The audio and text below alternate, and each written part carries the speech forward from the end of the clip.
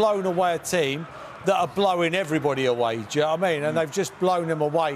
What a statement to the Champions League. You get results in the Champions League that gets all around Europe. People will go, and people will be watching this result tonight and going, wow.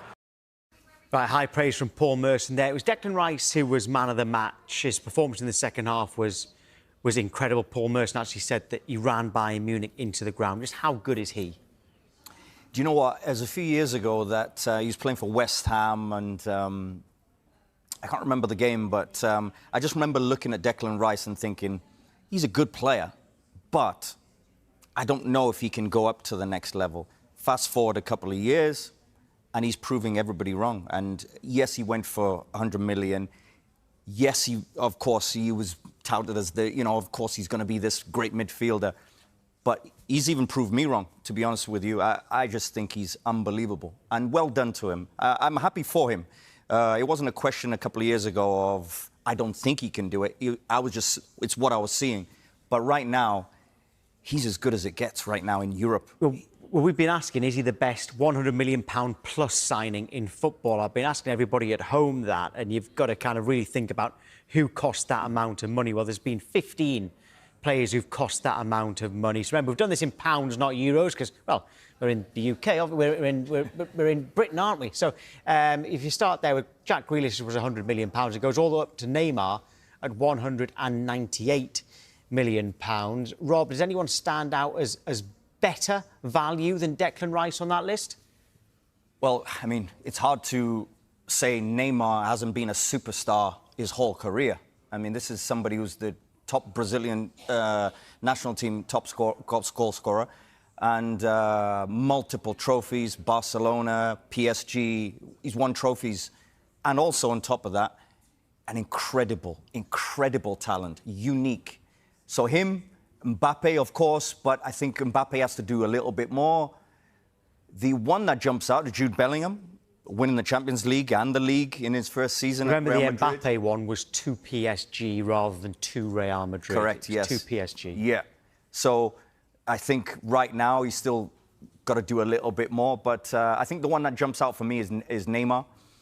I think the one Cristiano Ronaldo, 105 million to Juventus. Real Madrid to Juventus, kind of goes under the radar. But Juventus have been paying for it ever since. So that was a big worry in spending that much. I think the one that jumps out for me is Neymar. The other one, maybe we might come back to this. Caicedo and Enzo Fernandez right now are proving that they are a top midfield. Could we be saying, because I think with Declan Rice, he's got a lot more to prove in terms of making his team win. I think he's great right now, brilliant. But I think he's also got to feel that I need to win those trophies as well. And then I will be also then considered in that category of the 100 million best transfer ever. Yeah, well, Arsenal fans are very happy with him right now. They're happy in general. Let's speak to an Arsenal supporter now. Scarlett Katz-Roberts joined us. Good morning to you, Scarlett. We might get to that Declan Rice in a moment, but in terms of the win last night, how big a statement was that? Yeah, I mean, given the context of the week we're having, at half-time, I was kind of asking myself, how much do we want to give to win this game? We've had a competitive match, if you want to call it that, last weekend, and we're going to the Bridge on Sunday.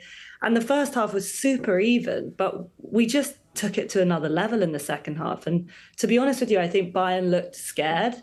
And in terms of a statement for this team, Bayern are sort of a dragon that we needed to slay.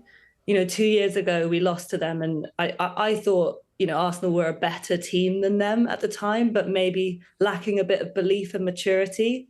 And I've been harping on a lot about this season, how this is the same team that competed 2 years in a row, 3 years in a row, got 89 points. But I've got to say, I'm seeing more from us now. This feels like growth, and that's what makes it such a massive statement to the rest of Europe. Well, you add into that the fact that your squad is definitely stronger now, no doubt about that. But then how much better has Declan Rice got since he's had Zubamendi behind him? Yeah, I mean, every time I see him on the pitch, it fills me with such confidence. I must say, at the end of the derby when we were 4-1 up, I was thinking, get him off, because I just want him to rest. And the same in this game. But his physicality is absurd. I mean, he burst into the box for Saka's chance in the second half.